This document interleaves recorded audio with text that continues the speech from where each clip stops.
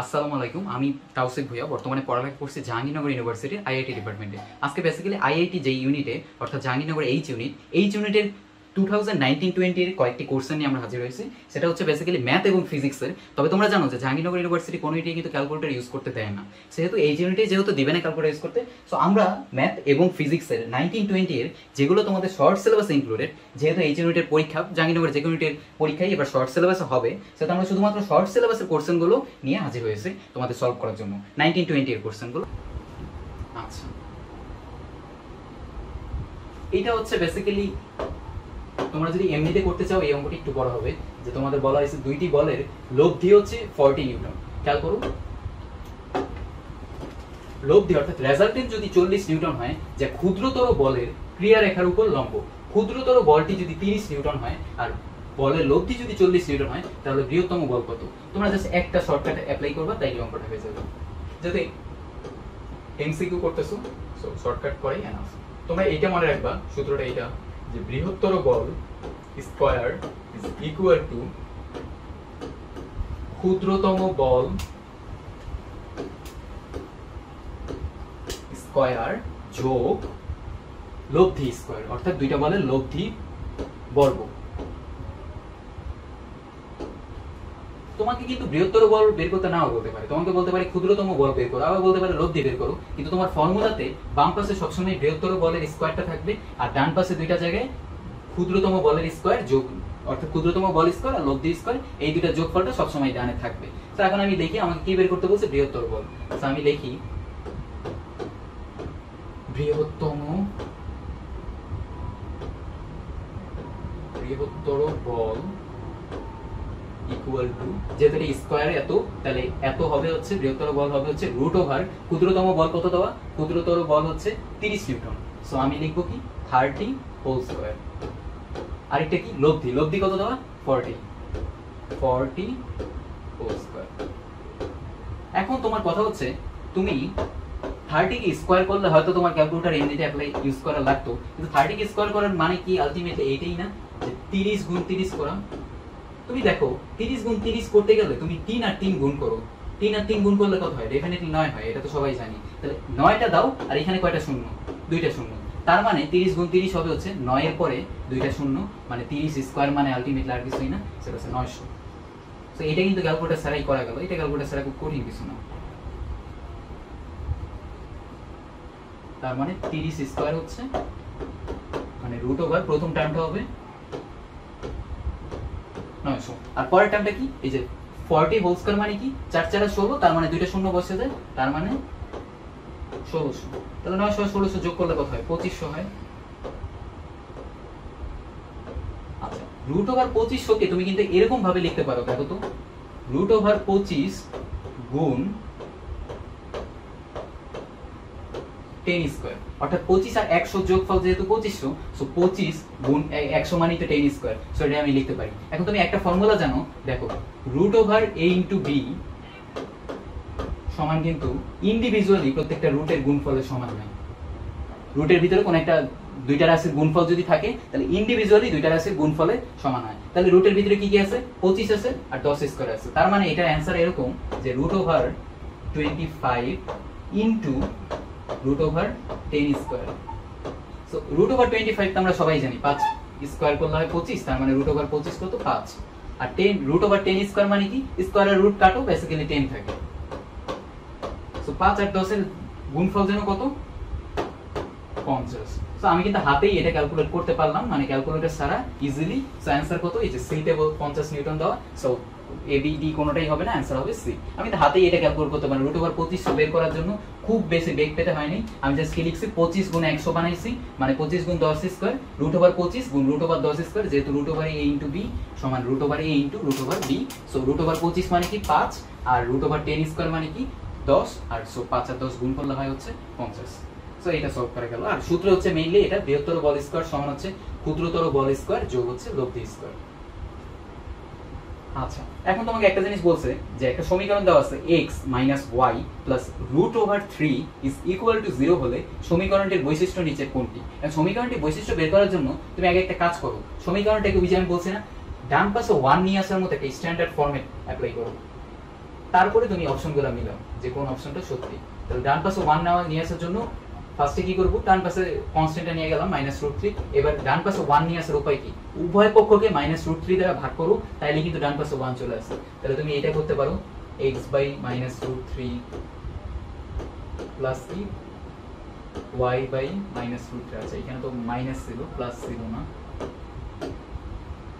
So হচ্ছে হ্যাঁ, আর সমান কত, সমান হচ্ছে -√3 কে তো তুমি -√3 দ্বারাই ভাগ করতেছো। সো বেসিক্যালি তুমি পরের লাইনে এইটা লিখতে পারো যে x বাই -√3 প্লাস তো মাইনাস, এইটা তো মাইনাস দেওয়া, minus y by √3 is equal to কত, 1। হ্যাঁ এইটা লেখা গেল, মানে আমি ডান পাশে 1 নিয়ে যাচ্ছি সমীকরণে, সো আমার সমীকরণটার আদর্শ রূপে কিন্তু সমীকরণটা চলে আসছে। এখন আমি লিখি, আমি অপশনগুলো দেখি, যে অপশনগুলো তুমি হ্যাঁ এ বি সি ডি তিনটেই দেখতে পারো, তবে তোমার প্রথমে যেটা চোখে পড়া উচিত সেটা হচ্ছে ডি নাম্বার অপশনটা। সেখানে বলছে উভয় অক্ষের খণ্ডিত অংশ সমান। এটা কেন প্রথমে চোখে পড়া উচিত, কারণ খণ্ডিত অংশ বের করা কিন্তু সবচেয়ে সহজ। এই যে এক্স এর নিচে যেটা আছে এটা হচ্ছে এক্স অক্ষের খণ্ডিত অংশ, এক্স অক্ষের খণ্ডিতাংশ। একইভাবে y এর নিচে যেটা আছে এটা কিন্তু y অক্ষের খণ্ডিতাংশ। তাহলে দুইটা খণ্ডিতাংশই দেখো আর একই হয়। আচ্ছা এইখানে তুমি সমীকরণটাকে আরেকটু চেঞ্জ করে নিতে পারো, যেটা এখানে মাইনাস আছে, তো তুমি যেটা করতে পারো সেটা হচ্ছে সমীকরণটিতে x প্লাস y সমান 1 এই আকারে হয়, তো এটাকে প্লাস দিলে ওইখানে প্লাস √3 চলে আসে, আর ডান পাশে তো 1 থাকে, জাস্ট একটা মাইনাসটা এখানে আমি প্লাস করে দিছি। So basically x by -√3 plus y by √3 সমান 1 হয়। এখন তুমি দেখো x অক্ষের খণ্ডিতাংশ হচ্ছে -√3, তাহলে y অক্ষের খণ্ডিতাংশ কি, এটা হচ্ছে x অক্ষের খণ্ডিতাংশ, আর y অক্ষের খণ্ডিতাংশ হচ্ছে এই যে এটা +√3। তুমি দেখো একটা হচ্ছে -√3 আর একটা √3, ঠিক আছে, কিন্তু তোমাকে বলছে কিন্তু খণ্ডিত অংশ সমান, মানে বেসিক্যালি খণ্ডিত অংশের মানটা কিন্তু সেম। -√3 মানে হচ্ছে এই যে একটা লেখচিত্র রাখলে মাইনাস এদিকে চলে গেছে মানে √3 এদিকে, আর +√3 মানে হচ্ছে √3 এদিকে। সো যেদিকেই থাকুক তোমার মানটা কিন্তু এই খণ্ডিতাংশের মানটা কিন্তু দুই জায়গায় √3। সো এটা যেহেতু হয়, সো বি নাম্বারটা অ্যানসার হবে। চোখ বুঝে কিন্তু এটা বলে দেওয়া যায়, কারণ হচ্ছে আমি যেহেতু ইকুয়েশনটাকে যখন আমি একটা নির্দিষ্ট একটা ফর্মে আনবো যেটা ডান পাশে 1 থাকবে, তো ওইটা দেখে আমি বলতে পারবো যে এই যে √3 দুই জায়গায় আছে, চিহ্ন কোনো বেটার না, চিহ্ন থাকুক একটা মাইনাস একটা প্লাস, চিহ্ন জাস্ট এটা মিন করতেছে সব কাগজে সে x প্লাস x এর দিকে গেছে আর এটা হচ্ছে মাইনাস x এর দিকে গেছে, কিন্তু উভয় অক্ষেই কিন্তু সেম মান কিন্তু গেছে। সেও +√3 গেল, সে কিন্তু √3 পরিমাণই গেছে, y অক্ষে বা যেদিকেই যাক সে কিন্তু √3 পরিমাণই গেছে। এইটা জাস্ট মিন করতেছে প্লাসের দিকে যাক, উপরের দিকে যাক, নিচের দিকে যাক, ডান দিকে যাক, বাম দিকে যাক, যেদিকেই যাক উভয় ক্ষেত্রে খণ্ডিত অংশটা √3, এই জন্য আমি বলতে পারি অ্যানসার হচ্ছে এটা ডি। আচ্ছা এখন তোমাকে এটা পরাবৃত্তের সমীকরণ দেওয়া আছে, সো পরাবৃত্তের সমীকরণ দিয়ে এটাকে সলভ করতে বলছে। বেসিক্যালি পরাবৃত্তের সমীকরণ কিভাবে সলভ করে দেখো, পরাবৃত্তের সমীকরণটাকে লেখো y square -3y - 2x + 8 is equal to 0। তোমার কাজ হচ্ছে পরাবৃত্তের সমীকরণ দুই ধরনের হতে পারে, একটা হচ্ছে y স্কয়ার সমান 4ax আর একটা হতে পারে x স্কয়ার সমান 4ay টাইপ। তোমার কাজ হচ্ছে প্রথমে তুমি দেখো এই সমীকরণটাকে তুমি y স্কয়ার সমান 4ax আকারে কনভার্ট করতে পারবা ইজিলি, নাকি x স্কয়ার সমান 4ay আকারে কনভার্ট করতে পারবা। ডেফিনেটলি y স্কয়ার সমান 4x, কারণ এখানে শুধু y স্কয়ার টার্মটাই আছে, কোনো x স্কয়ার টার্ম নাই। তাহলে আমার কাজ হচ্ছে ফার্স্টে y প্লাস সামথিং বা y minus something whole square আকারে বানানো। সো আমার কাজ হচ্ছে বেসিক্যালি এরকম একটা করব, y স্কয়ার -3y টা এই পাশে রাখা আমি y স্কয়ার বাদে যে টার্মগুলো ওই পাশে নিয়ে যাই, যেমন 2x - 8 এটা এই পাশে নিলাম, যেহেতু y স্কয়ার সমান 4x এরকম কিছু একটা আমি বানাতে যাচ্ছি। সো আমি এই পাশে হচ্ছে y স্কয়ার সমান 4x বানানোর একটাই উপায়, সেটা হচ্ছে y স্কয়ারের সাথে যদি একটা y আকারে যুক্ত আছে, সো আমি y plus something whole square বা y minus something whole square এরকম আকারে কিছু একটা বানানোর ট্রাই করব। সো এটা বানানোর উপায় কি, y স্কয়ার মাইনাস এখানে আমি কত লিখতে পারি, মানে a minus b whole square সূত্র আনতে গেলে আমার a স্কয়ার মাইনাস 2ab আনতে হবে। তাহলে b আনার উপায় কি, এখানে 3y বানানো লাগবে, তার মানে 3/2 আনা লাগবে, এইখানে তো y হচ্ছে a এর মানটাই। সো আমি এখানে কিন্তু এক্সট্রা কি আনছি, বেসিক্যালি একটা 2 গুণ করে একটা 3/2 আনছি, বেসিক্যালি এই 3y কে আমি রিপ্লেস করছি। সো আমি এইভাবে লিখতে পারি a square minus 2ab plus কি হবে, তাহলে b স্কয়ার হবে, a হচ্ছে y, তাহলে b কত, b হচ্ছে এই 3/2 টা, তার মানে আমি যোগ বুঝে এটা লিখে দিতে পারি 3/2 হোল স্কয়ার। কিন্তু এই 3/2 হোল স্কয়ার বা 9/4 তো কোথাও ছিল না সমীকরণ, আমি এক্সট্রা একটা আনছি। সো এক্সট্রা আনার ফলে আমার এইখানে লিখতে হবে 3/2 হোল স্কয়ার মানে হচ্ছে 9/4, এখানে একটা মাইনাস করে দিতে হবে যাতে এটা ব্যালেন্স হয়ে যায়, কারণ এটা 0 সমান এতটুকু আমি লিখতে পারি। আর ইকুয়াল টু কত, ইকুয়াল টু এখানে 2x - 8 আমি 2 কমন নিলাম, তাহলে কত থাকে x - 4। এখন দেখো তাহলে এইটাকে তুমি যদি y কে a ধরো আর 3/2 কে b ধরো, তাহলে তুমি এরকম লিখতে পারো যে y - 3/2 whole square equal to, আচ্ছা বা আমি এইটাকে প্রথমে কমন না নিয়া 2x - 8 রাখি, তাহলে আমার জন্য আরো ইজি হবে 2x - 8 যদি আমি রাখি, তাহলে y - 3/2 হোল স্কয়ার সমান আমি লিখতে পারি এরকম 2x, এই কনস্ট্যান্টটা তো আমার দরকার নেই, -9/4, এটাও তো ওই পাশে নিয়ে যেতে হবে, -8 প্লাস হচ্ছে কত 9/4। সো আমি লিখতে পারি এরকম, y এর তো একটা ফরম্যাট চলেই আছে, y স্কয়ার সামথিং না আছে, এখানে y - 3/2 আছে, আর x এর ফরম্যাটটা এরকম আনতে হবে। সো x এর ফরম্যাটটা আনার একটাই উপায়, সেটা হচ্ছে x কে আমার ফ্রি করা, অর্থাৎ x এর সহগ 1 হইতে হবে পরাবৃত্তের ক্ষেত্রে। তার মানে এর উপায় কি, x এর যত সহগ ততই তুমি কমন নাও। তার আগে তুমি -8 প্লাস 9/4 করে দেখো কত আছে, 2x মাইনাস নিচে লসাগু হচ্ছে 4, আর 4 টা 32 যোগ হচ্ছে 9।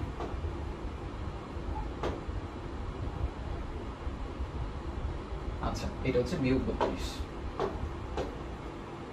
এই যে এই এতটুকু আমি জাস্ট করতেছি, -8 প্লাস 9/4, সো 4 - 32 যোগ 9। সো বেসিক্যালি যেটা হয় 2x মাইনাস কত হয়, এইরকম একটা রাশি আমি পাইলাম y square something, y square না y - 3/2 হোল স্কয়ার বা যেটাই হোক, আমি কিছু একটা পাইছি। সো আমি এরকম একটা জিনিস লিখতে পারি যে 2 যদি এখান থেকে কমন নেই, সো থাকে কত x - 23/2 * 4 মানে হচ্ছে 8।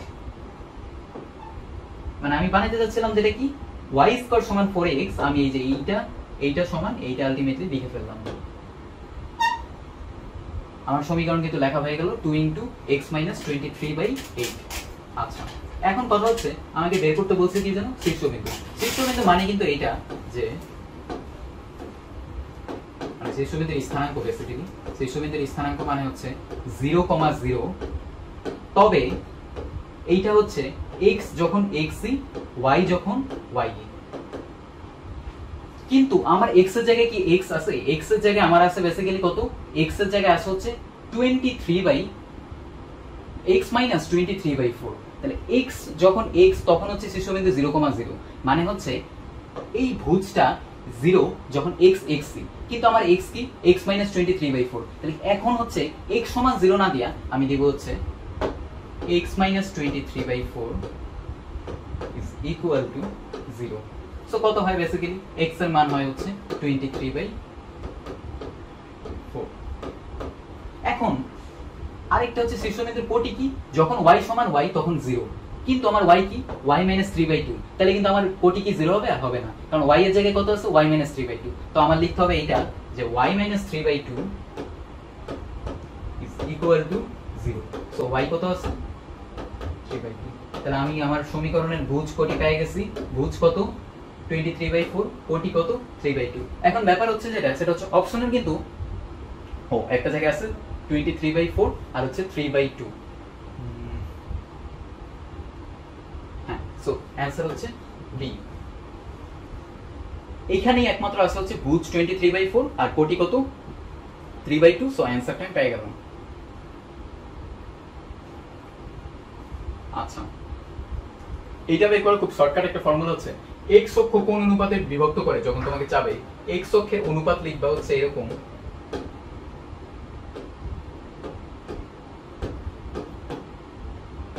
মনে রাখবা x অক্ষের অনুপাত চাইলেই কোটিদ্বয়ের অনুপাত, এভাবে লিখবা প্রথম কোটি ডিভাইডেড বাই দ্বিতীয় কোটি। মানে x অক্ষ কোন অনুপাতে বিভক্ত করে, এটার শর্টকাট হচ্ছে প্রথম স্থানাঙ্কের কোটি ডিভাইডেড বাই দ্বিতীয় স্থানাঙ্কের কোটি। দেখো এখানে প্রথম স্থানাঙ্কের কোটি কত 7, দ্বিতীয় স্থানাঙ্কের কোটি কত 3। সো এখানে x অক্ষের উপাদান কত হবে, প্রথম কোটি কত 7, দ্বিতীয় কোটি কত 3। সো অ্যানসার হচ্ছে 7/3। মানে হচ্ছে 7:3। সো ডি কোনোটিই নয়, এখানে কোথাও 7:3 নাই, তার মানে হচ্ছে ডি কোনোটিই নয় অ্যান্সার। তবে একটা জিনিস খেয়াল করো, যদি ওয়াই অক্ষ কোন অনুপাতে বিভক্ত করে এটা বের করতে বলে, অর্থাৎ ওয়াই অক্ষের অনুপাত যদি কখনো বের করতে বলে, তাহলে কিন্তু আর এটা হবে না। আচ্ছা, ধরো এই অঙ্কটাতেই তোমাকে বললো ওয়াই অক্ষ কোন অনুপাতে বিভক্ত করে এটাও বের করো, তাইলে তুমি প্রথম দ্বিতীয় ঠিক আছে থাকুক, কিন্তু কোটিতে এই ক্ষেত্রে আর হবে না। ওয়াই অক্ষের ক্ষেত্রে হবে হচ্ছে প্রথম ভুজ ডিভাইডেড বাই দ্বিতীয় ভুজ।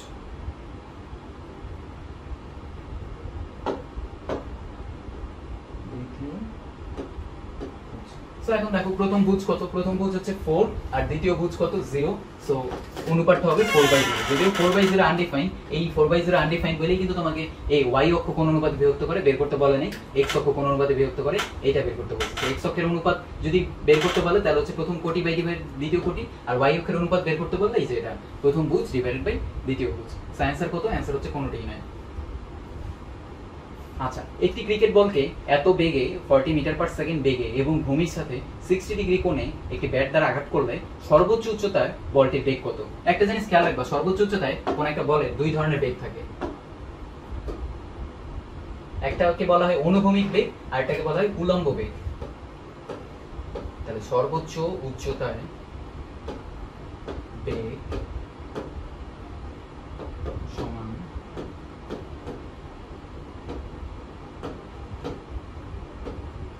অনুভূমিক বেগ যোগ উলম্ব বেগ।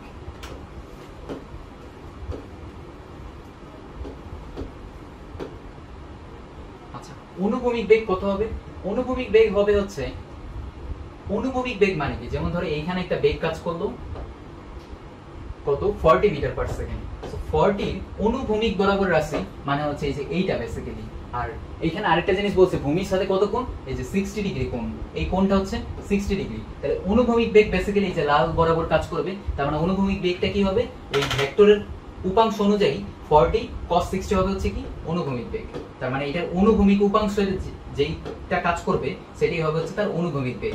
মানে কি বলতে পারি 40 cos 60। আর উলম্ব বেগ হবে হচ্ছে, সবসময় মনে রাখবা সর্বোচ্চ উচ্চতায় যে কোনো কিছুরই উলম্ব বেগ হয় হচ্ছে 0।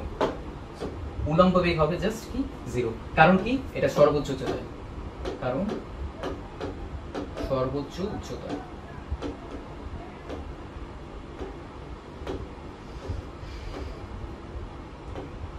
আচ্ছা গেল। এখন 40 cos 60 মানে কি, cos 60 এর মান হচ্ছে half. So 40 into half plus 0, মানে বুঝতেই পারতেছো 20 প্লাস 0 মানে হচ্ছে 20। তার মানে 20 হচ্ছে কি সর্বোচ্চ উচ্চতায় বলটির বেগ 20 মিটার পার সেকেন্ড। 0 কিন্তু হবে না, কারণ 0 শুধু উলম্ব বেগ যদি বলতো তাইলে 0 হতো, কিন্তু এখানে কিন্তু তোমাকে বলছে বলটির বেগ কত, মানে এখানে দুই ধরনের বেগ কাজ করবে, একটা হচ্ছে অনুভূমিক বেগ আর একটা হবে কি উলম্ব বেগ। উলম্ব বেগটা 0 ঠিক আছে, কিন্তু অনুভূমিক বেগটাও তো আছে, ওটা তো 0 না, ওটা তো 40 cos 60। এই যে এই বরাবর হচ্ছে 40 কাজ করলে এর অনুভূমিক উপাংশটা কত, এই বরাবর, আর কোণ করছে কত, ওই যে 60 ডিগ্রি। তার মানে অনুভূমিক বরাবর কোন উপাংশটা কাজ করবে, cos উপাংশটা, অর্থাৎ cos 60 হবে, 40 cos 60 হবে অ্যানসার। আচ্ছা, ব্যতিক্রমী ম্যাট্রিক্সের ক্ষেত্রে একটা জিনিস মনে রাখবে, এখানে ফার্স্টেই বলছে যে ব্যতিক্রমী ম্যাট্রিক্সের ক্ষেত্রে বিটা সমান 3, -5 হলে তার নিচে কোন ম্যাট্রিক্সের জন্য সত্য। আচ্ছা, তো তোমাকে বলছে কি বিটা সমান 3, -5। তো তুমি আগে বসায় দাও বিটা সমান 3, -5, দেখো এখন ম্যাট্রিক্সটা কি হয়। ধরো এ নাম্বার ম্যাট্রিক্সটা, আমি 4টা ম্যাট্রিক্স বসায় দেখি কোন ম্যাট্রিক্সটা হচ্ছে দেখি। আচ্ছা, তার আগে একটা জিনিস মাথায় রাখবা, ব্যতিক্রমী ম্যাট্রিক্স মানে হচ্ছে ওই ম্যাট্রিক্স যে ম্যাট্রিক্সের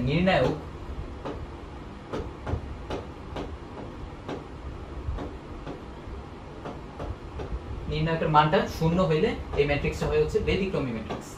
তার মানে আমি এই বিটার দুইটা মান বসিয়ে দেখব যে কোন ম্যাট্রিক্সটায় আমি নির্ণায়কের মানটা 0 পাচ্ছি।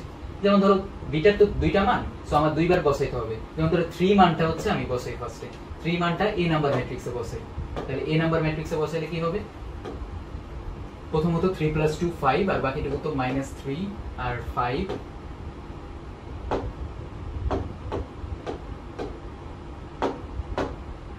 আচ্ছা, 5 মাইনাস 3 আর হচ্ছে 5 আর আমি কি বসাচ্ছি বিটার মান 3, সো বেসিক্যালি হবে হচ্ছে 3। এখন তোমাকে বলছে যে নির্ণায়ক শূন্য হবে যে ম্যাট্রিক্স হচ্ছে ব্যতিক্রমী ম্যাট্রিক্স, তোমাকে বলছে ব্যতিক্রমী ম্যাট্রিক্সের ক্ষেত্রে বিটা, তার মানে আমি টেস্ট করব যে এ বি সি ডি কোনটা ব্যতিক্রমী ম্যাট্রিক্স হবে, বিটার মান 3 আর -5 বসায়। তাহলে এইটা দেখি তো ব্যতিক্রমী ম্যাট্রিক্স হয় নাকি, নির্ণায়ক বের করার উপায় কি, এইটা আর এইটা গুণ করে বিয়োগ করা, তাহলে এইটার গুণফল কত 15 আর এইটার গুণফল কত -15। সো বেসিক্যালি কিন্তু এটার গুণফলটা 0 হচ্ছে না, কারণ 15 বিয়োগ 15 মানে 15 যোগ 15 মানে 30 হয়ে যাচ্ছে। সো যেহেতু নির্ণায়কটা শূন্য হয় না, সো এই 3 বসায় যেহেতু হয় না, সো এই ম্যাট্রিক্সটা আগেই বাদ। কারণ একটা যদি 3 যদি না হয় তাহলে -5 বসায় কোনো লাভ হবে না, কারণ -5 ডেফিনেটলি হবে না। আচ্ছা এখন দেখি বিটা 3 -5 এ বসায় আমি বি নাম্বার ম্যাট্রিক্সটা চেক করব। দেখি বি নাম্বার ম্যাট্রিক্স হচ্ছে প্রথমে 3 বসাই চেক করি, তাহলে বি নাম্বার ম্যাট্রিক্সটা কি, এটা হচ্ছে বিটা প্লাস 2 মানে হচ্ছে 3 প্লাস 2 মানে হচ্ছে 5 আর 4 আর এইখানে হচ্ছে 5 আর এইখানে কত বিটার মান হচ্ছে 3। সো বুঝতেই পারতেছো এটা যদি আমি বসাই বেসিক্যালি তাহলে এরকম হবে 5 3 15 বিয়োগ 4 5 20। সো 15 থেকে 20 বিয়োগ করলে ডেফিনেটলি আর যাই হোক 0 হবে না। সো 0 যদি না হয় তাহলে তো ব্যতিক্রমী ম্যাট্রিক্স হওয়ার কথাও না, সো বি নাম্বার অপশনটাও হবে না। এখন আমি 3 বসায় টেস্ট করছি, তুমি -5 বসায় টেস্ট করে যদি পাও তাতেও কিন্তু কোনো লাভ হবে না, কারণ হচ্ছে বেসিক্যালি তোমার মেইন কনসেপ্ট কি, মেইন কনসেপ্ট হচ্ছে দুইটার জন্যই তোমার কিন্তু ব্যতিক্রমী ম্যাট্রিক্স হতে হবে, বিটা 3 এর জন্য বিটা -5 এর জন্য। আচ্ছা আমার মনে হয় ডি নাম্বার অপশনটা টেস্ট করলে হইতে পারে। সো ডি নাম্বার অপশনটা আমি সি নাম্বার অপশন আগে টেস্ট করে দেখি, এ বি তো বাদ দিছি, তুমি সি নাম্বার অপশনটাও টেস্ট করে দেখতে পারো এটা মিলে নাকি। আচ্ছা বিটার মান 3 বসাইলে তাহলে ডি নাম্বারটা কত হবে, ডি নাম্বারটা হবে হচ্ছে 3 যোগ 2 5 আর এইখানে 3 এইখানে 5 আর এইখানে 3। দেখো এবার যদি আমি নির্ণয় করি এই যে এইটা বিয়োগ এইটা মানে কত, নির্ণায়ক সমান 5 3 15 বিয়োগ 15, তাহলে 15 থেকে 15 অর্থাৎ সেম কোয়ান্টিটি বিয়োগ দিচ্ছি মানে হচ্ছে ডেফিনেটলি অ্যানসার হবে কত 0। যেহেতু অ্যানসারটা 0, সো এই জন্য আমি বলতে পারি এই যে ডি নাম্বার ম্যাট্রিক্সটা এটা হবে হচ্ছে ব্যতিক্রমী ম্যাট্রিক্স, কারণ ব্যতিক্রমী ম্যাট্রিক্সের প্রধান শর্ত হচ্ছে ব্যতিক্রমী ম্যাট্রিক্সের নির্ণায়কের মান শূন্য হবে। সো এটা কি, এটা হচ্ছে ব্যতিক্রমী ম্যাট্রিক্স। এইভাবে হচ্ছে আমি অপশনগুলো দেখি এটাকে বলতে হবে, এটা অপশন দেখা বলা আছে ওখানে। সি নাম্বারটা টেস্ট করে দেখো 3 বা -5 কোনটার জন্যই বেসিক্যালি তুমি নির্ণায়কটার মান 0 পাবা না, যার ফলে তুমি এটাকে ব্যতিক্রমী ম্যাট্রিক্সও বলতে পারবে না। আচ্ছা এখন ফিজিক্সের একটা অঙ্ক দেখা যাক, সেটা হচ্ছে এরকম যে উত্তর ও পূর্ব দিকের মধ্যে বায়ু প্রবাহিত হচ্ছে, তোমাকে বলছে বায়ুর বেগের উত্তর ও পূর্ব দিকের অংশ যথাক্রমে দুইটা দেওয়া আছে। এটা হচ্ছে কি, উত্তর দিকের উপাংশ হচ্ছে প্রথমে 5 আর পূর্ব দিকের উপাংশ হচ্ছে 12। সো এটা কি, এটা হচ্ছে নর্থের উপাংশ, উত্তর মানে নর্থ এন লিখি, আর এটা হচ্ছে পূর্ব, পূর্ব মানে ইস্টেরটা আমি ই লিখি, বড়তে লিখি লিখি। এখন তোমাকে বলছে লব্ধি বেগ কত হবে, তুমি আগে একটা নরমাল একটা ড্রয়িং ড্র করো যে উত্তর দিক আর পূর্ব দিক, পূর্ব দিক আমরা র্যান্ডমলি ধরে নিই এই ডান দিকটা, এটাকে কিন্তু আমরা পূর্ব দিক বলি। তো এইটাতে হচ্ছে কোন বড় কোনটা কাজ করতেছে, 12 কাজ করতেছে, আর উত্তর দিকটা আমরা উপরের দিকে ধরে নিই নরমালি। সো উত্তর দিকটা হচ্ছে যে এরকম একদিকে কাজ করতেছে, সো এইখানে কাজ করতেছে বেসিক্যালি কত 5। তোমাকে বলছে লব্ধি বেগ কত, লব্ধি বেগ সবসময় খেয়াল রাখবা যে লব্ধি বেগটা দুইটা বেগের মধ্যে কোনো জায়গা দিয়ে চলে যায়, আর লব্ধি বেগের ফর্মুলাটা হচ্ছে এরকম, লব্ধি বেগ এই ফর্মুলাটার সাথে সামান্তরিকের সূত্র বলে, এটার সাথে তোমরা সবাই কম বেশি পরিচিত, একটা বেগ স্কয়ার যোগ আরেকটা বেগ স্কয়ার যোগ 2 ইনটু ওই একটা বেগ গুণ আরেকটা বেগ গুণ দুইটা বেগের মধ্যবর্তী কোণ। তাহলে এখানে কি কি বেগ আছে, 5 আর 12। আমি তাহলে লব্ধি বেগটা লিখি 5 স্কয়ার যোগ 12 স্কয়ার যোগ 2 ইনটু 5 ইনটু 12। এখন ইনটু কত, ইনটু হচ্ছে cos ওই দুইটার মধ্যবর্তী কোণ, তো এইটার কোণ তো দেখেই বোঝা যাচ্ছে এটার কোণ কত, এই দুইটা কোণ হচ্ছে যেহেতু 90 ডিগ্রি বরাবর একটা আরেকটা কাজ করতেছে মানে একটা লম্ব, সো এই দুইটার কোণ কত 90 ডিগ্রি। আর আমরা সবাই জানি cos 90 এর মান কত, cos 90 এর মান হচ্ছে 0, তার মানে এই পুরো টার্মটা চলে যায়, থাকে আলটিমেটলি কি লব্ধি বেগে √5 স্কয়ার যোগ 12 স্কয়ার মানে হচ্ছে 25 যোগ 12 12 কত হয় 144। এখন 25 আর 144 যোগ করে দেখো কত হয় √169। আচ্ছা, এখন যদি তুমি √169 ক্যালকুলেটর ছাড়া সলভ না করতে পারো, তাহলে তুমি যেটা করবা সেটা হচ্ছে অপশন প্রত্যেকটাকে বর্গ করে দেখবা। কোন অপশনটার জন্য 169 বর্গের যোগফলটা পাও, বর্গ করার পর পাও। যেমন ধরো 60 কে স্কয়ার করলে ডেফিনেটলি 169 হবে না, কারণ 60 3 গুণ 60 হচ্ছে 150। সো 60 ইনটু 60 তো 150 এর ধারে কাছে হবে না, অনেক বড় হবে। আবার ধরো বি তে কত আছে, 7 আছে, 7 কে স্কয়ার করলে 49, এটা আমরা সবাই জানি। আবার ধরো 17 আছে, 17 কে স্কয়ার করে দেখো তুমি 169 পাবা না, কিন্তু তুমি 13 কে স্কয়ার করে দেখো, 13 কে স্কয়ার করলে কত হয়, 169 হয়। সো √169 কত, 13। এটা কিন্তু ক্যালকুলেটর ছাড়াই করা যায়। অ্যানসার হচ্ছে ডি। এই হচ্ছে এই অঙ্ক। আচ্ছা, এরপরে দেখি পরে কোনটা আছে, সেটা হচ্ছে 10 নিউটন বল প্রয়োগে একটি গাড়িকে 100 মিটার সরাতে 500 জুল কাজ করতে হয়, বল ও সরণের মধ্যবর্তী কোণের মান কত? তাহলে আগে আমি লিখি কাজের ফর্মুলাটা কি। কাজের ফর্মুলাটা এরকম ছিল, কাজ W সমান বলের মান গুণ সরণের মান গুণ cos থিটা। এখানে থিটার একটা পরিচয় আছে, সেটা হচ্ছে বল এবং সরণের মধ্যবর্তী কোণ, অর্থাৎ এফ আর এস এর মধ্যবর্তী কোণ। বল এবং সরণের মধ্যবর্তী কোণ।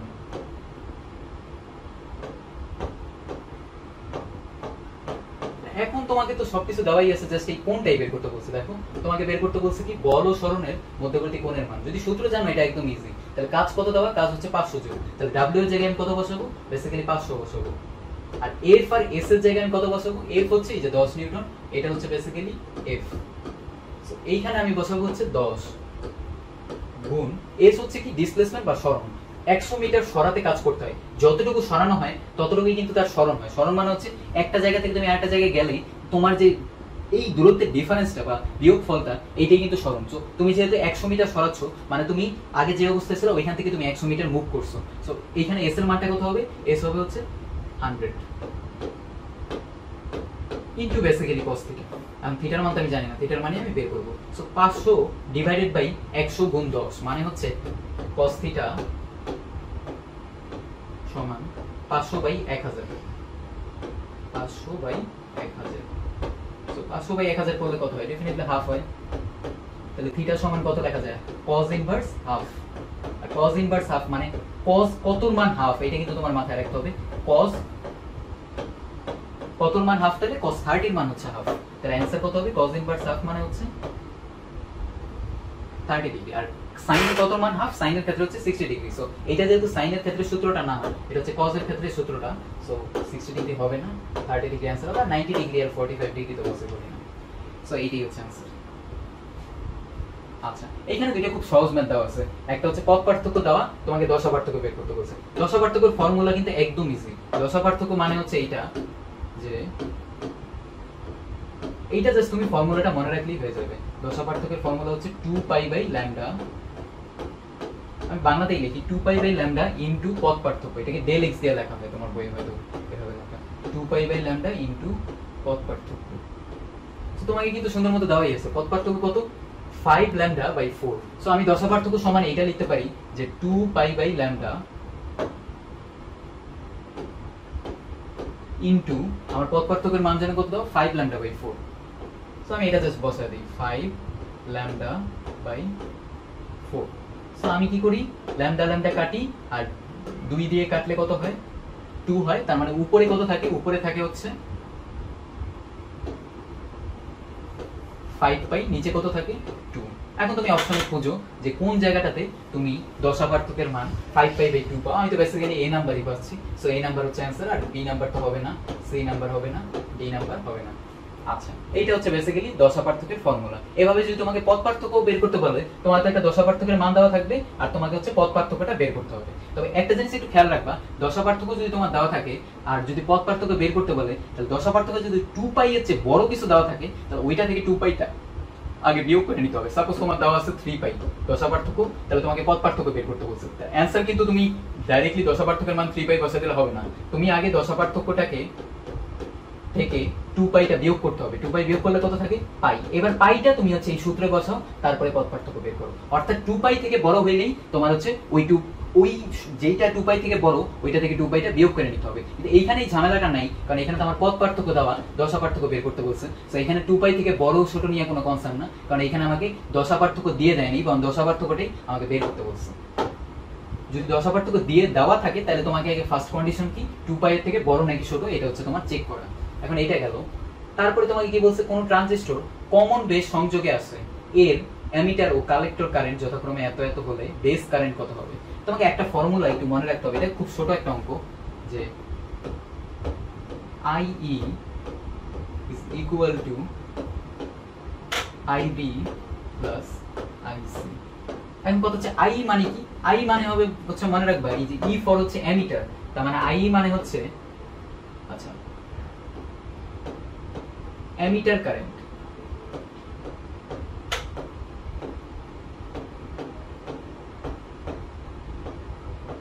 আর IB মানে কি, IB মানে হচ্ছে B ফর বেস। বেস মানে হচ্ছে এটাকে ভূমি বলা হয়, বাট এটাকে আমি ইংলিশ টার্মটাই বাংলাতে লিখি যেটা হচ্ছে বেস কারেন্ট। আর IC মানে কি, C ফর হচ্ছে কালেক্টর, তার মানে IC মানে হচ্ছে কালেক্টরের যে current, collector current, collector current.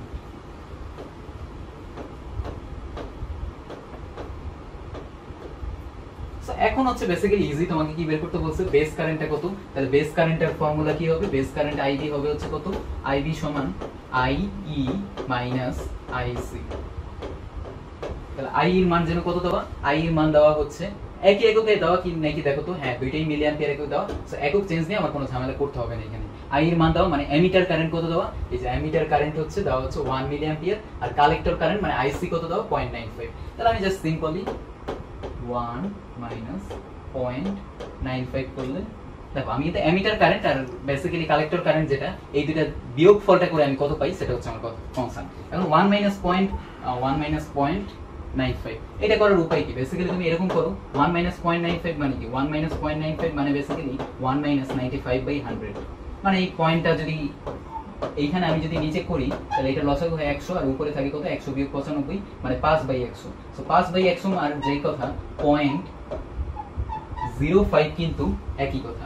So আমি বলতে পারি অ্যানসার হচ্ছে সি। বিটা কিন্তু একটু কনফিউজিং, কারণ 0.5 তোমার মনে হতে পারে 0.5 হতে পারে, হ্যাঁ হতে পারে, কিন্তু তুমি এভাবে করে দেখো 0.95 মানে কি 95/100। সো 95/1 থেকে 95/100 বিয়োগ করলে কত হয় 5/100, আর 5/100 মানে হচ্ছে কি 0.05। এভাবে তুমি ক্যালকুলেটর ছাড়াই কিন্তু ক্যালকুলেট করতে পারো জিনিসটা।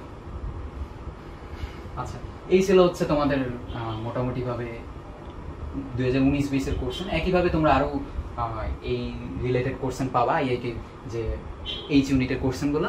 আর তোমরা হচ্ছে কোনো যদি এই রিলেটেড কোনো প্রবলেম থাকে তাহলে কমেন্টে জানাতে পারো, সেটা আমি হেল্প করার ট্রাই করব। আর আচ্ছা, এখন একটা সহজ কোশ্চেন, তোমাকে বলছে y is equal to sin inverse x হলে নিচের কোনটি সত্য। তোমাকে একটা অপশন বলছে ফার্স্টে কি, -1 is greater than or equal to x। এই চিহ্নটার নাম কি, এই চিহ্নটার নাম হচ্ছে greater than or equal, অর্থাৎ বড় অথবা সমান।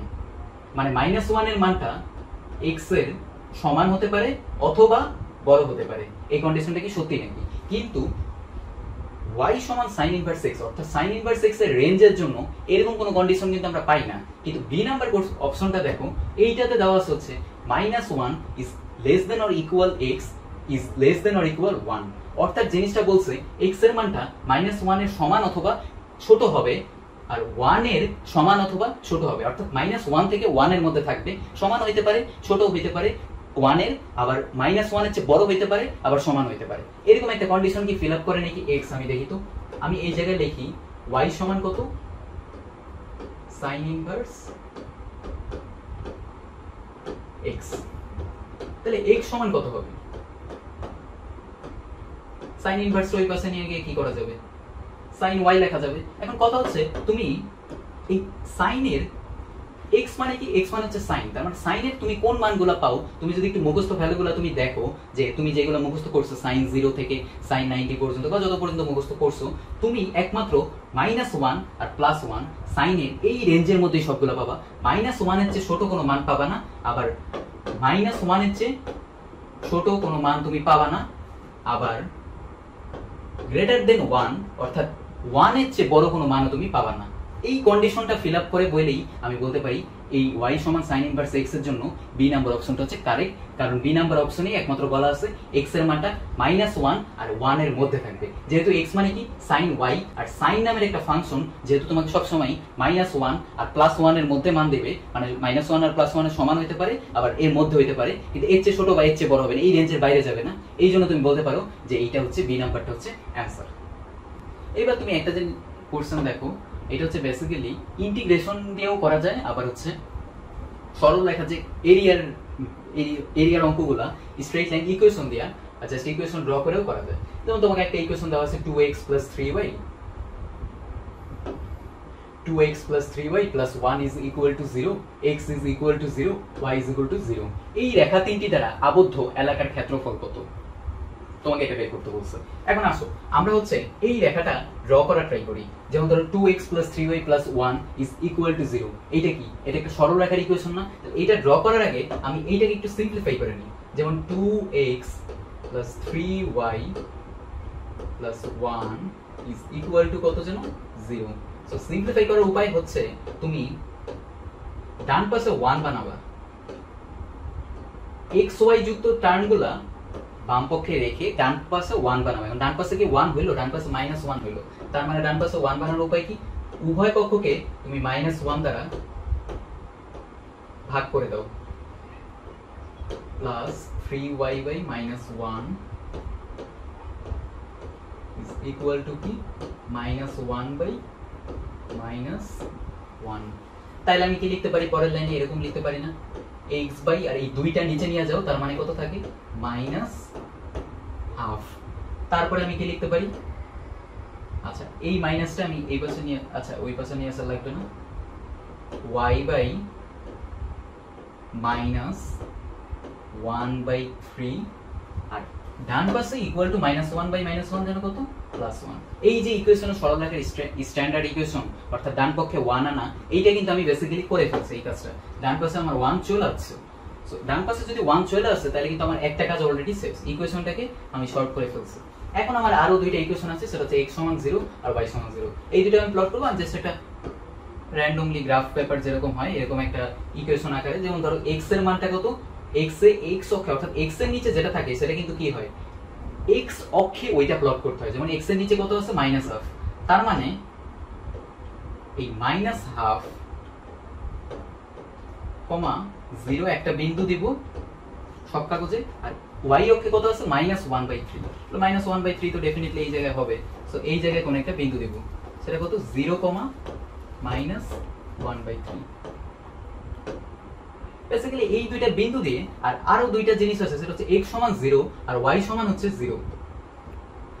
x = 0 মানে কি? x = 0 মানে বেসিক্যালি এই যে y অক্ষটাই, আর y = 0 মানে কি? বেসিক্যালি এই x অক্ষটাই। তার মানে এই যে এইখানে একটা অলরেডি একটা রেখা তো হয়ই, সো এই রেখাটা আমি আইকা ফেলি,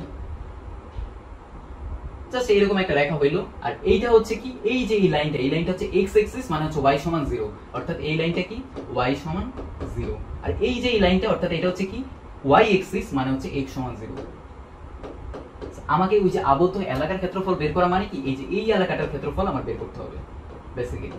সো এই এলাকাটার ক্ষেত্রফল কি? এই এলাকায় কিন্তু একটা সমকোণী ত্রিভুজ অলরেডি ক্রিয়েটেড হয়ে গেছে। এই যেই সমকোণী ত্রিভুজের লম্বটা বুঝতে পারতেছো কি? লম্বটা যদি আমি যেভাবে নীল কালার দিয়ে দেখাই, এই যে এইটা হচ্ছে সেই লম্ব, আর ভূমিটা যদি আমি লাল দিয়ে দেখাই, এই যে এটা হচ্ছে সেই ভূমি। সো আমি বেসিক্যালি সমকোণী ত্রিভুজের ক্ষেত্রফল নির্ণয়ের সূত্রটা কি সেটা আমি লিখবো। আমাকে তো আসলে আবদ্ধ এলাকার ক্ষেত্রফলই বের করতে বলছে, আমি কোনো এখানে ইন্টিগ্রেশন ইউজ করার আমার দরকারই নেই। সমকোণী ত্রিভুজের ক্ষেত্রফল যেন কি 1/2 ভূমি গুণ হচ্ছে উচ্চতা।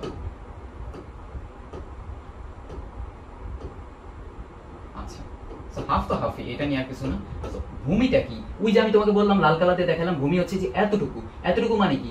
এই যে 0 থেকে কতটুকু গেছে, এখানে -1/2 পর্যন্ত গেছে না? তার মানে -1/2টা আমি নেব, তবে ক্ষেত্রফল যেহেতু নির্ণয় করতেছি, সো একটা কনসার্ন হচ্ছে আমার থাকা উচিত যে ক্ষেত্রফলের একক, ক্ষেত্রফল যেটাই হোক, ক্ষেত্রফল কিন্তু কোনো নেগেটিভ হয় না। সো আমি নেগেটিভ মানগুলা হ্যাঁ নিতে পারি, সমস্যা নাই, কিন্তু নেগেটিভ মানগুলো আমার অগ্রাহ্য করলেও কোনো সমস্যা নাই।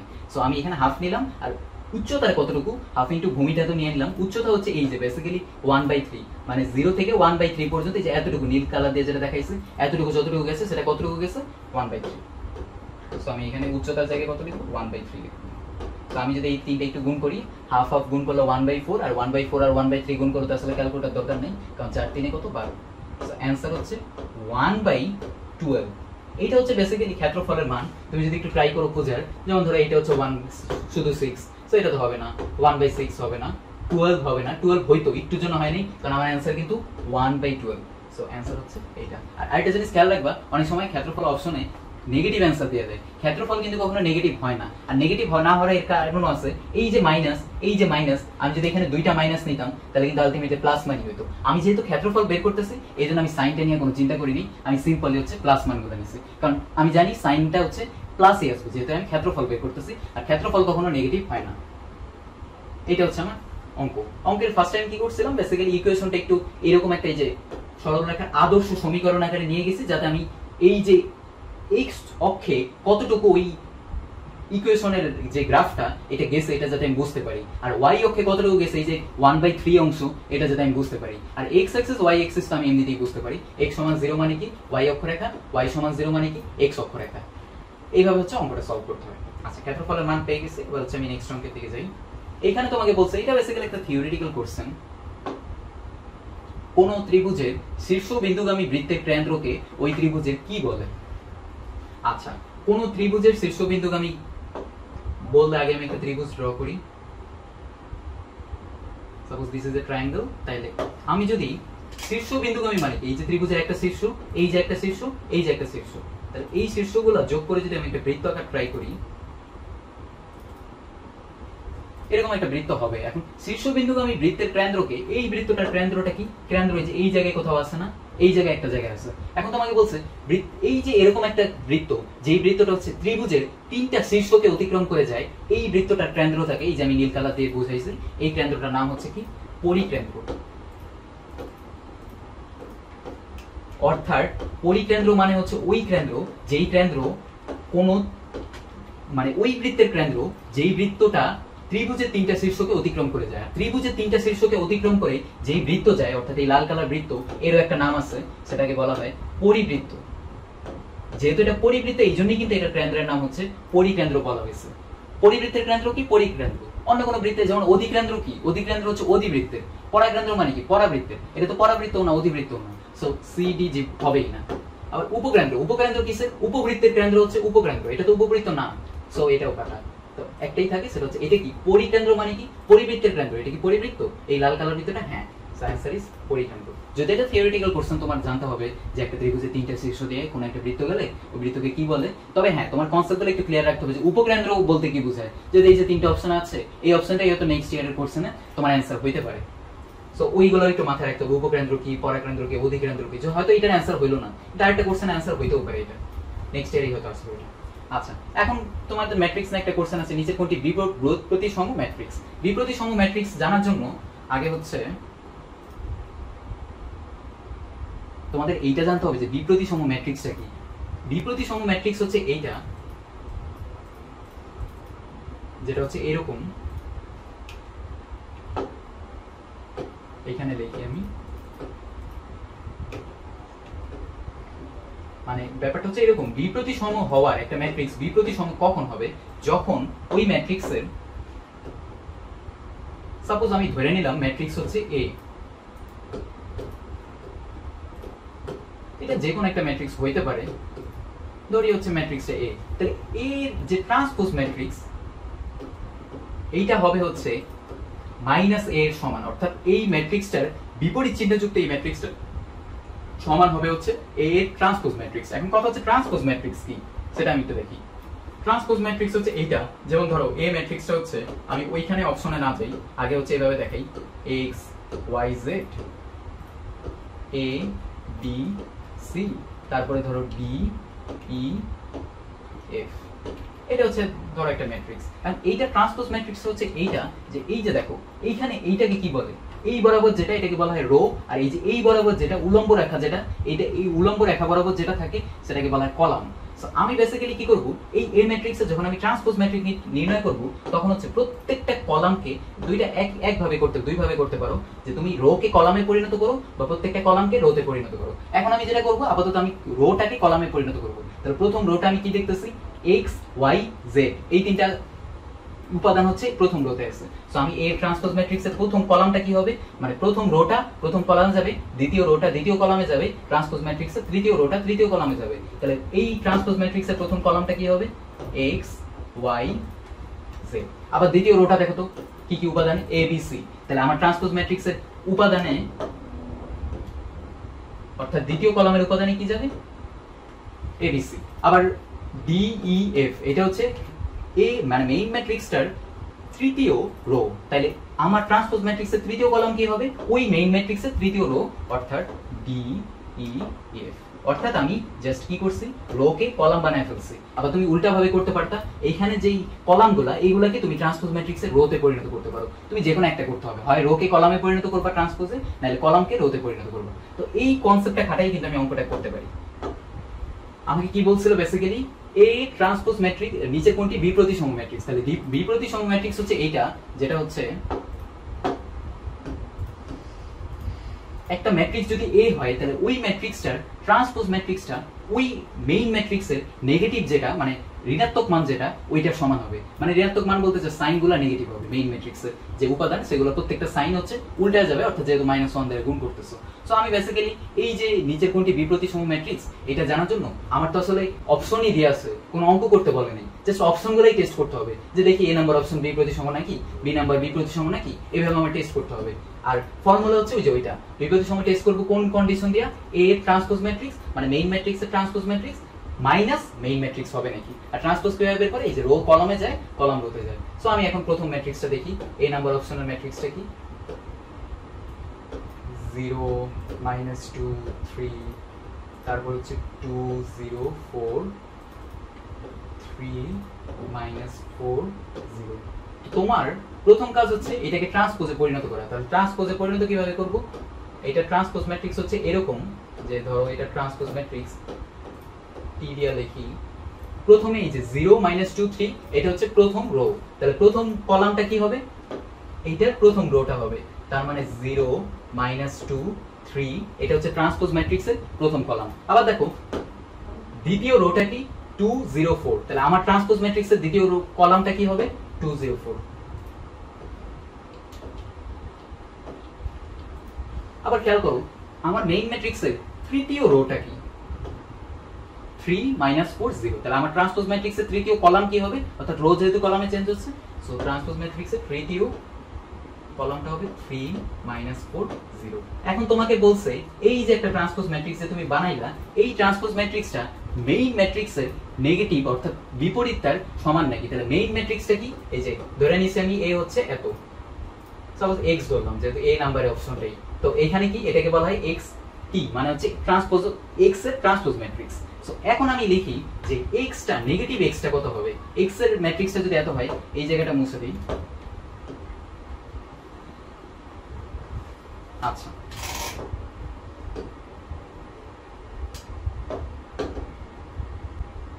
এখন তোমাকে বলছে যে এই মেইন ম্যাট্রিক্সটা যদি এত হয় 0 -2 3 2 0 4 3 -4 0, তাহলে ট্রান্সপোজ মাইনাস এ কত হবে,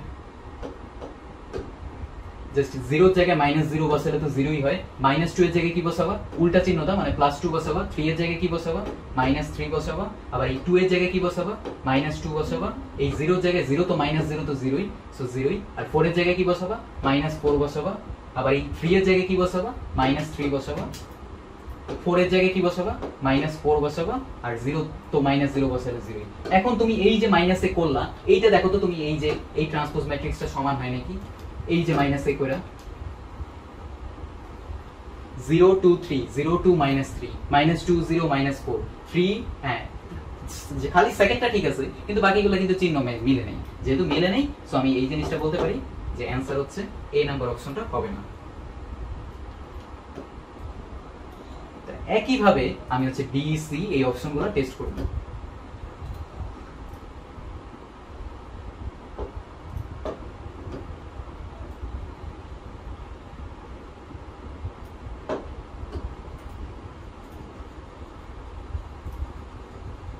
আমার প্রসিডিউর কিন্তু সূত্রটা কিন্তু সেম থাকবে যে বি এ ট্রান্সপোজ ম্যাট্রিক্সের সূত্র হচ্ছে ট্রান্সপোজ না বিপ্রতিসম ম্যাট্রিক্সের সূত্র হচ্ছে একটা ম্যাট্রিক্সের ট্রান্সপোজ ম্যাট্রিক্স অর্থাৎ ট্রান্সপোজ ম্যাট্রিক্সের বাংলা হচ্ছে রূপান্তরিত ম্যাট্রিক্স। রূপান্তরিত ম্যাট্রিক্সটা মেইন ম্যাট্রিক্সের নেগেটিভ সাইন অর্থাৎ বিপরীতে সমান হতে হবে। তাহলে আসো এখন আমি এই মুইসা আমি বেসিক্যালি বিটা দেখি, বিটা হয় নাকি। বেসিক্যালি তিনটা অপশন টেস্ট করব, তিনটা না হলে 4 নাম্বারটাই आंसर। 0 -2 -3 2 1 4 আর হচ্ছে 3 -4 0। সো এখন তো তোমরা ট্রান্সপোজ ম্যাট্রিক্স বের করতে পারবে। তাহলে ডি এর ট্রান্সপোজ ম্যাট্রিক্স কি হবে? ডি এর ট্রান্সপোজ ম্যাট্রিক্স হবে হচ্ছে এরকম 0 -2 -3 আবার হচ্ছে 2 1 4, অর্থাৎ প্রত্যেকটা রোকে আমি কলামে পরিণত করতেছি। 3 -4 0, তার মানে 3 নাম্বার কলাম হচ্ছে 3 -4 0। আর আরেকটা কাজ কি, এই মেইন ম্যাট্রিক্সটার অর্থাৎ বি ম্যাট্রিক্সটার মাইনাস করে দেখবো এটার মানটা কত আছে। তাহলে মাইনাস করলে কত হয়? -b সমান হচ্ছে জাস্ট চিহ্নগুলো উল্টা দিবা, আর কিছুই না। আচ্ছা, চিহ্ন উল্টানোর মানে কি? মানে হচ্ছে প্লাস থাকলে মাইনাস, মাইনাস থাকলে প্লাস করে দিবে। আচ্ছা, তাহলে এখন 0 তো 0ই, 0 কে তো আর প্লাস করার কিছু নেই। -2 কে 2 লিখব, -3 কে কত লিখব? 3 লিখব, 2 কে কত লিখব? -2 লিখব, 1 কে কত লিখব? -1 লিখব, 4 কে কত লিখব? -4 লিখব, 3 কে কত লিখব? -3 লিখব, -4 কে কত লিখব? 4 লিখব, আর 0 তো 0। মানে বেসিক্যালি আমি মেইন ম্যাট্রিক্সটাকে জাস্ট নেগেটিভ ম্যাট্রিক্সটা কত এই বি এর 0 2 3 -2 -1 -4 -3 4 0, এটা হচ্ছে মেইনটা। আর ট্রান্সপোজ ম্যাট্রিক্সটা কি? ট্রান্সপোজ ম্যাট্রিক্স এখানে লিখে রাখছি 0 -2 -3। হ্যাঁ, প্রথম কলামটা মিলছে 2 1 আর হচ্ছে কি 2 -1 4 হচ্ছে -b, কিন্তু আমার ট্রান্সপোজ ম্যাট্রিক্সে কিন্তু -1টা নাই, জাস্ট এইটাই মিসিং। সো বি নাম্বার অপশনটাও হবে না।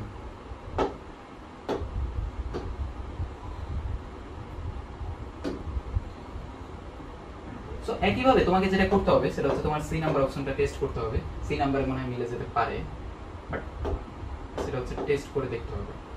আচ্ছা, আমি হচ্ছে সি এর ম্যাট্রিক্সটা লিখি। সি এর ম্যাট্রিক্সে যেটা দেওয়া সেটা হচ্ছে প্রথম রোতে 0 -2 -3, সেকেন্ড রোতে 2 0 -4, থার্ড রোতে 3 -4 0। তো এখন একটা কাজ কি, এখন হচ্ছে রূপান্তরিত ম্যাট্রিক্স বা ট্রান্সপোজ ম্যাট্রিক্স বের করা। সেটা কাজ তো সহজ, তুমি রোকে কলাম বানায় ফেলবা। মানে হচ্ছে প্রথম কলাম হবে কি, প্রথম রোটাই মেইন ম্যাট্রিক্সের মানে 0 -2 -3 মেইন ম্যাট্রিক্সের, সেকেন্ড রোটা মানে 2 0 -4 মেইন ম্যাট্রিক্সের, থার্ড রোটা এই ম্যাট্রিক্সের থার্ড কলাম মানে হচ্ছে 3 -4 0।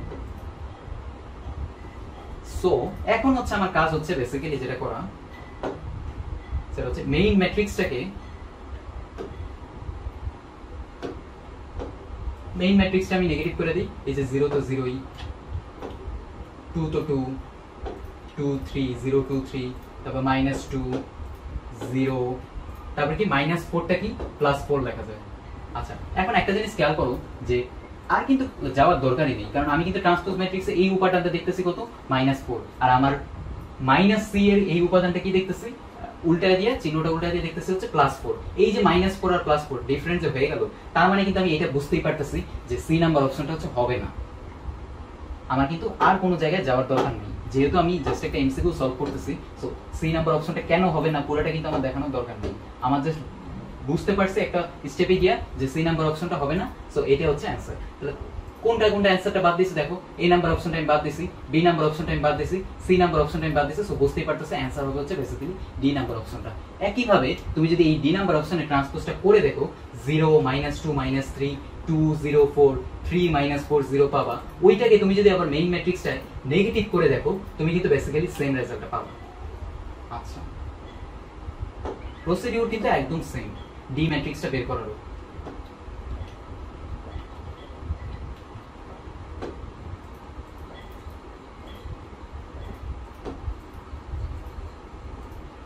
তাহলে আমার কাজ কি, এখন ডি ম্যাট্রিক্সটা লিখে ফেলা।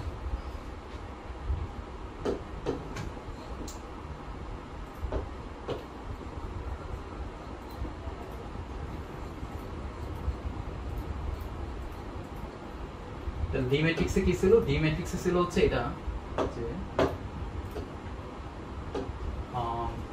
0 -2 -3 ঠিক আছে ছিল, 2 0 -4 এর জায়গায় জাস্ট কি ছিল +4, সো মাইনাসটা মুছে দিই, আর 3 -4 ছিল 0 ছিল, সবই ছিল। সো আমি জাস্ট এখানে আমি লিখবো এর ট্রান্সপোজ ম্যাট্রিক্সটা কি,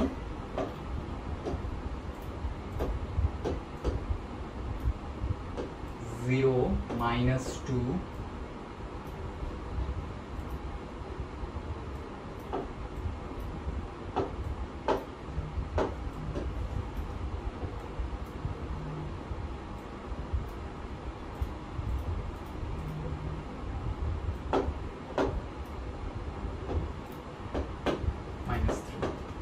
তারপরে সেকেন্ড রোটা কি 2 0 4, সো আমি লিখবো 2 0 ও -2 0 4, 0 -2 -3, হ্যাঁ 2 0 4, সরি 2 0 4। তো থার্ড রোটা কি 3 -4 0, সো আমি থার্ড রোতে লিখতে পারি, সরি থার্ড কলামে লিখতে পারি 3 -4 0। তুমি এখন যদি মেইন ম্যাট্রিক্সটার নেগেটিভটা করতে চাও, অর্থাৎ -d করতে চাও, তাহলে কিন্তু তুমি এরকম লিখবা 0 -2 -3 এর জায়গায় তুমি কি লিখবা, চিহ্ন উল্টায় দিয়ে লিখবা। প্রথম রোটা হচ্ছে 0 2 3, দেখো তো প্রথম রো মিলে নাকি, মিলে ট্রান্সপোজের সাথে, তো এতটুকু আমি বলতে পারি, ঠিক আছে। তারপরটা কি 2 0 4, -2 0 -4, সো থার্ড রোটা কি মিলে নাকি দেখি তো, হ্যাঁ মিলে, সো এতটুকু ঠিক আছে। আসলে 0 নিয়ে তো কনসার্ন না, -0 +0 -7, সো 3 -4 0, এটাকে উল্টায় দিলে কি হয় -3 4 0, দেখি তো এটা মিলে নাকি, এই যে -3 4 0, এই যে এটাও মিলছে, -2 0 -4 মিলছে, 0 2 3 মিলছে। সো আমি বলতে পারি একমাত্র d এর জন্যই ট্রান্সপোজ ম্যাট্রিক্সটা -d এর সমান, অর্থাৎ এই যে এইটা এই সূত্রটা এটা হচ্ছে ফলো করে, অর্থাৎ ট্রান্সপোজ ম্যাট্রিক্স মেইন ম্যাট্রিক্সের নেগেটিভের সমান। সো এখন হচ্ছে আমি বলতে পারি নিচের কোনটি বিপরীত সম ম্যাট্রিক্স, d হচ্ছে অ্যান্সার।